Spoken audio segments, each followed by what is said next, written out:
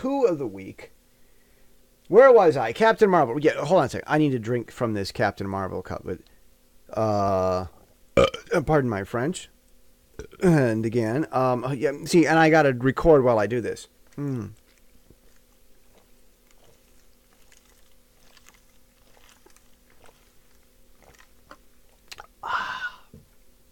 You know, I could do like an ASMR, like drinking soda. Wouldn't that be cool? Just have an hour of drinking soda. No, I would do ASMR. I've got the microphone for ASMR, but doing it on my YouTube channel could be a problem because people like format. So I'd have to do it like a specialty thing, a hodgepodge. Remember, I'm not a YouTuber. I don't run my YouTube channel like a YouTuber. I'm a podcaster, writer, and web developer who has a YouTube channel. But I found this content gets people to be subscribers. Format keeps them. And so it could be, and you know, format, this is an interesting thing that I'm going to talk about. Format. I'm a man of format. Doing the All Podcast, which this is now in the All Podcast, and I am All Podcast father. Everything, including the Symphony Pacific Daily Times editorials, hopefully will be in the All Podcast. I'm trying. I'm testing. If it works, I'll keep it. But you know, I do things in formats. I've got The Point. I've been doing that for years. I've got the Podcast Weekly, where I just talk about my life and what I've been up to as this guy who wears many hats. And, you know, tips, insights, problems and stuff, which I've got a little list of problems I've had through as a web developer. So I have stuff that I go through with that. I do that because that's what keeps me going. If I don't do that, then I'll stop being regular. And there's something about people that I've seen a lot lately that just don't want to be regular with what they do. They don't want to stay committed. They want to get lazy. They do something a lot. They get a push from a coach. Or they commit to something. They start taking classes. They start learning with Rosetta Stone. They get a teacher for whatever, and then they just get lazy. They enjoy the results. They forget about the hard work that got them there, and then they stop working hard, and the results fail, and they don't know what to do or if they should even care. And there was a kid over here. I mean, I don't teach him, but the dad told me that they had an English teacher. And they got rid of the English teacher because, you know, just the kid wasn't all that interested. All of a sudden, I go talk to the dad. The kid hears all this English coming out of me. His older brother talks English and can talk with me. And so this kid, you know, his older brother speaks English. He doesn't much. He all of a sudden wants to learn. So the dad went and bought Rosetta Stone, and now he's fascinated. He can't stop learning. So part of these free teaching videos that I have were for people like that, because you can't learn English without practicing phonics. You have to have the phonics and practice them and know them. And dude, you can do the phonics with a 4-year-old. You take those phonics videos that I made this week, and you put a 4-year-old in front of them. That kid will be reading at a 7-year-old level by the time he's 5. If you push them and believe in it. It's what we believe people can do. Do you believe it? There's so many times teachers say that well, kids can't learn. No. The kids can learn. It's just that maybe the teacher can't teach. There was a meme with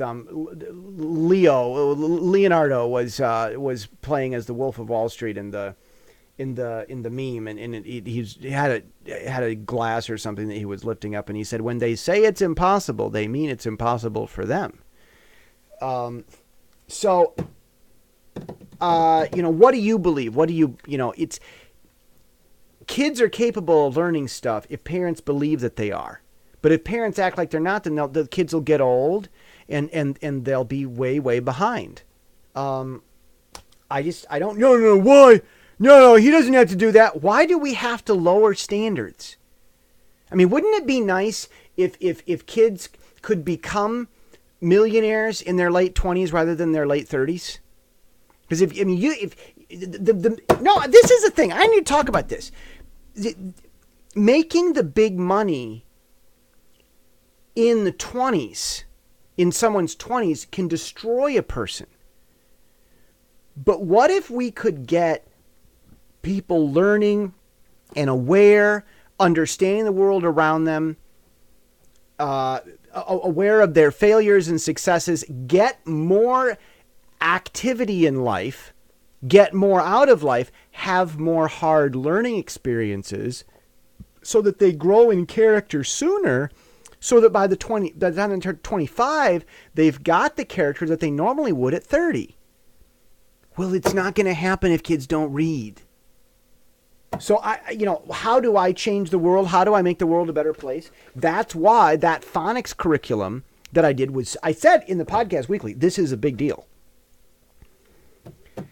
And it's like, I'm trying to change the world, but that's the thing. You're not ready to lead until you're 30. This is a Jesse teaching. You're not ready to lead until you're 30. You're not ready to make the big money until you're 40. And you're not ready to change the world until you're 50. So I've done some stuff that could change the world, but I tell you, the children's story that I wrote this week, Four Little Mice, it's great. It's the best. It's very fantastic, but it might not catch on until I'm 50. Just because that's how it works. Maybe there'll be things that I say about it that I'll just won't have the temperance to say in an impactful way until I'm 50. I'm not saying what you shouldn't try to do. Paul told Timothy, don't let people look down on you for your age. Don't. If you want to try, go for it. I'm just telling you how the world works. Being young is never a reason not to try. If we could move that up from 30, 40, and 50 to 25, 35, and 45, I'm all for it. But it starts with reading. Reading really is the first fundamental of education. That's what the Pilgrims gave us because they wanted their children to read so they could read the Bible, and they founded the North, which ended slavery. So there we go. We had a free and literate society for the first time in human history. And the Bible Society, the Bible's influence in America happened because of reading. So how am I trying to make the world a better place? I'm trying to get phonics out there and available so kids can look at these videos and they can follow the phonics along and they can learn all the phonics by watching the video, which, it's done by repetition again and again and again and again and again and again. They go through it. It's there. They've got it and they can do it. All right. That was an interesting rant. I've got, I don't know. I had a mini, okay. I said yesterday that I was going to get into, 20 minutes ago, because I'm doing all these on Monday. I got into something about complaining about Taiwan. There's this church, we're talking, there's only one church, but I'm kind of thinking this might be its own spinoff, like not really church. I don't know. I think they're Christian there, but boy, they're immature, and it's sad. And they don't need to be. Well, again, it goes back to belief. Christians will be immature if their leaders think they have to be. Well, the people aren't ready for that. No. You mean you're not ready to teach them that because you don't know how to make people more mature than you are. Nobody can. So when you have an immature pastor, you have an immature people. And where's the West? I went to this church 10 years ago. I found them. And they said that they had put in a request for a missionary. I said, I studied Bible in college. Is there anything I can do to help, I suppose? I don't know. They said, well, we already have a request for a missionary. I'm like, well, I meet the qualifications. They didn't know what to do. It's like the story from Frog and Toad, where I can't do that. It's not on my list of things to do. And then his list of things to do blows away. And it's like, well, hurry up and get your list. I can't run after my list of things to do. Running after my list of things to do is not on my list of things to do. And it's like he's so obsessed with this that Frog and Toad. No, it's Frog and Toad's a series, and I didn't do a series. I wanted to do a one-hit story with the Four Little Mice, George. So thank you. Where was I? Oh yes, church. Sunday morning. This local church. I'd gone to them, and I found out that they were waiting for a missionary from Hudson Taylor's Mission Agency. I think it's OSM. I think. And and they couldn't get one because all the missionaries were busy in other countries where it was more important to send missionaries, but they were still asking for a missionary to go from more important places to their less important place when I had already gone there. They didn't say, hey, you meet the qualifications. Maybe you can be the one. Maybe you can contact OSM, or maybe we don't need OSM, or maybe you're the one God sent it. They didn't see it. They missed it. They didn't care. And now this same congregational thing, that China's on the brink of invading Taiwan here in this island where I'm talking about, and their Sunday morning church group is having dance-offs. Like they're using what the high school kids and the college kids call PK, which is one-on-one.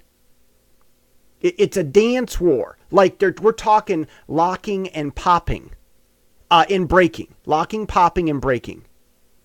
More popping and breaking. I don't know if you know what those are. I know them when I see them. I studied it 4 years ago. This is a Jesus-fearing, Jesus-teaching church. And they're supposed to be praying that China doesn't come and kill everybody and destroy the roads and shut off the precious internet. Look what happened in Venezuela. They're supposed to be praying for their country, and they're not. They're having dance-offs to street dancing. Where's the outcry? But young people like Roy, you get it. And I'll tell you, Roy's dad is an atheist or a nihilist or something like that. It said something close to atheism. But he doesn't mind me teaching the kid because the kid studies Bible and is a better person. And, still got issues. He's a kid. He was out too late and didn't know he was supposed to be home when his dad told him. And the dad and the kid both told me that I can tell their business because they want to be real examples. But Roy, he's a kid, but he's a good kid. We can tell him you should have been home sooner, and he'll argue a little bit, but he will get it and he will improve.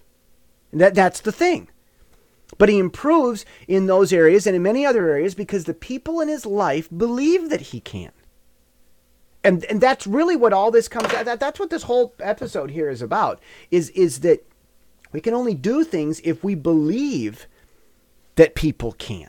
So we as the teachers, as the adults, as the influencers, nothing's going to happen if we don't believe it. It's not. See you tomorrow.